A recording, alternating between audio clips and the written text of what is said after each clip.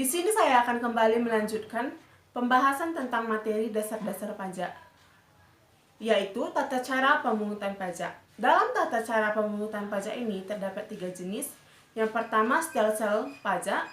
Yang kedua, asas pemungutan pajak. Dan yang ketiga, sistem pemungutan pajak. Oke, langsung saja. Yang pertama, stelsel pajak. Stelsel pajak terbagi menjadi 3. Yang pertama, stelsel nyata, di mana pada stelsel nyata ini pengenaan pajak itu didasarkan pada objek sesungguhnya, ataupun pemungutan pajak ini biasanya dilakukan pada akhir tahun setelah penghasilan sesungguhnya diketahui. Yang selanjutnya itu ada stelsel anggaran. Stelsel anggaran merupakan pengenaan pajak yang didasarkan pada sebuah anggapan saja atau perkiraan saja yang diatur dalam undang-undang. Yang ketiga itu ada stelsel campuran. Stelsel campuran ini merupakan penggabungan atau kombinasi antara kedua stelsel, yaitu stelsel nyata dan stelsel anggapan. Pada sistem stelsel campuran ini, di mana pada awal tahun dihitung berdasarkan anggapan dan pada akhir tahun disesuaikan dengan keadaan yang sebenarnya. Yang kedua itu asas pemungutan pajak. Dalam asas pemungutan pajak ini juga terdiri atas 3 asas. Yang pertama, asas domisili. Yang kedua, asas seusul. Dan yang ketiga, asas kebangsaan. Asas domisili. Pada asas domisili ini, negara berhak untuk mengenakan pajak atas seluruh penghasilan wajib pajak yang ada di wilayahnya, baik dalam negeri maupun luar negeri. Asas pajak ini hanya berlaku bagi wajib pajak yang berada dalam negeri. Selanjutnya itu asas sumber. Asas sumber ini merupakan di mana negara berhak mengenakan pajak atas penghasilan yang bersumber di wilayahnya, tanpa memperhatikan tempat tinggal si wajib pajak tersebut. Yang selanjutnya itu ada asas kebangsaan. Asas kebangsaan ini merupakan pengenaan pajak yang dihubungkan dengan kebangsaan dan di mana seorang wajib pajak itu tinggal atau negara. Yang ketiga itu sistem pemungutan pajak.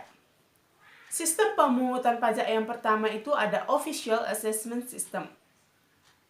Di mana Official Assessment System ini merupakan suatu sistem pemungutan yang memberikan wewenang kepada pemerintah atau biasa disebut dengan fiskus untuk menentukan besarnya pajak yang terhutang oleh si wajib pajak.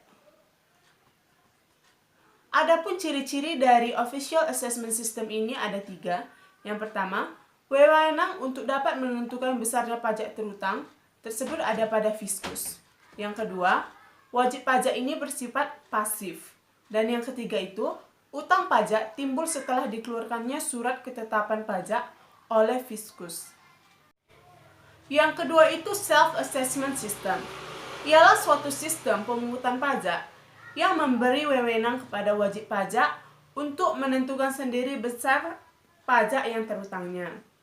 Di mana ciri-ciri dari self-assessment system ini ada 3 juga. Yang pertama, wewenang untuk menentukan besarnya pajak itu diberikan kepada si wajib pajak. Yang kedua, wajib pajak aktif dapat mulai menghitung, melaporkan, dan menyetor sendiri pajak terhutangnya.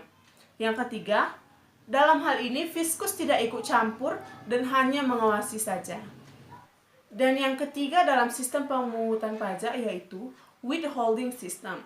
Di mana withholding system ini merupakan sistem pemungutan pajak yang memberi wewenang kepada pihak ketiga, tetapi di sini bukan pihak fiskus ataupun si wajib pajak. Dan ciri-ciri dari withholding system ini, di mana wewenang untuk menentukan besarnya pajak yang terhutang ada pada pihak ketiga, tetapi bukan fiskus dan si wajib pajak. Materi yang selanjutnya yaitu timbul dan hapusnya utang pajak. Adapun penyebab timbulnya utang pajak, terdapat 2 ajaran yang dapat mengatur timbulnya utang pajak menurut para praktisi. Yang pertama itu ajaran formil. Dalam ajaran formil ini, utang pajak timbul karena dikeluarkannya surat ketetapan pajak oleh Fiskus, yang dimana hal ini terjadi jika pemungutan pajak dilakukan dengan Official Assessment System, yang seperti pertama dijelaskan tadi. Yang kedua itu ada ajaran material, di mana dalam ajaran material ini, utang pajak timbul karena undang-undang dan karena ada sebab yang mengakibatkan seseorang atau suatu pihak dikenakan pajak. Sebab-sebab yang membuat seseorang memiliki utang pajak ini diantaranya yaitu perbuatan, di mana mereka mendirikan bangunan dan melakukan kegiatan impor dan ekspor serta bepergian ke luar negeri. Yang kedua itu ada keadaan, di mana dalam keadaan ini seseorang memiliki tanah atau bumi dan bangunan, memperoleh penghasilan serta memiliki kendaraan bermotor. Yang ketiga, ada peristiwa atau kejadian, yaitu mendapat hadiah undian. Yang selanjutnya, penghapusan utang pajak. Kita tidak perlu khawatir jikalau kita memiliki utang pajak. Terdapat 5 cara yang dapat kita lakukan untuk menghapus utang pajak kita tersebut. Yang pertama itu pembayaran, di mana pembayaran ini dilakukan untuk melunasi semua utang-utang pajak yang dilakukan oleh wajib pajak kepada negara sebagai kas negara. Yang kedua itu kompensasi, di mana kompensasi ini dilakukan jika si wajib pajak memiliki kelebihan dalam membayar pajak sehingga dapat digunakan untuk membayar utang pajak. Yang selanjutnya itu kadaluarsa, di mana pada kadaluarsa ini tanggal penagihan utang pajak sudah melewati batas penagihannya. Yang keempat itu pembebasan, di mana alternatif lain untuk melunasi utang pajak yaitu pembebasan, di mana utang kita ataupun utang pajak kita dihapus dengan cara pembebasan. Yang kelima itu penghapusan atau peniadaan, di mana penghapusan utang pajak ini sangat mirip dengan cara pembebasan utang pajak. Materi selanjutnya yaitu tentang hambatan dalam pemungutan pajak. Dalam hambatan pemungutan pajak ini terdapat 2 jenis.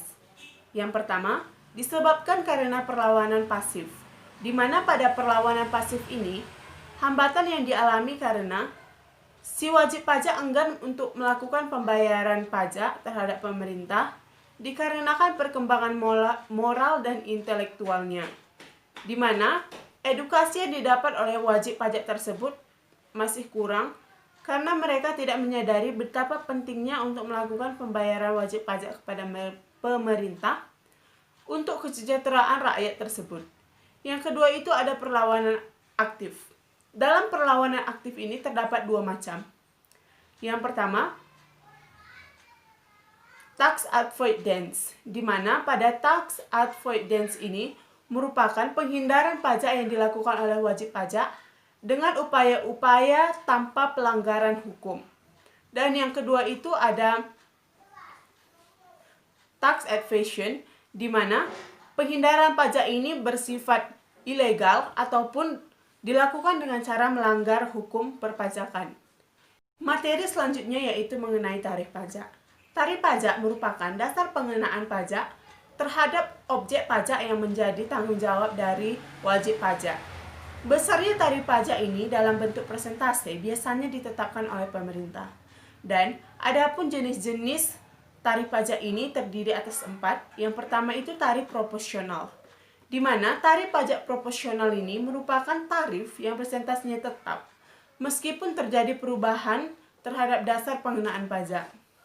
Yang kedua itu tarif pajak tetap. Tarif pajak tetap atau biasa disebut dengan tarif pajak regresif adalah tarif pajak yang nominalnya tetap tanpa memperhatikan jumlah yang dijadikan besar pengenaan pajaknya, atau dapat dikatakan tidak berubah-ubah. Yang ketiga itu tarif pajak progresif.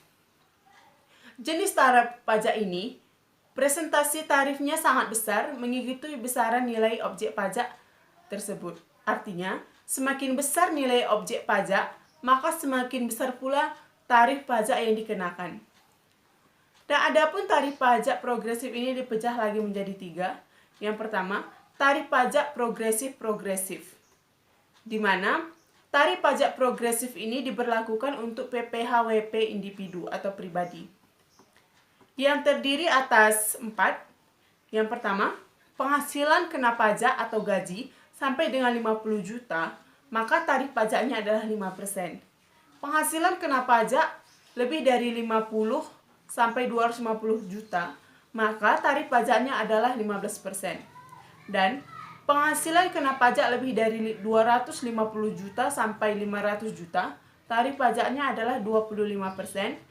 Dan penghasilan kena pajak di atas 500 juta, tarif pajaknya 30%.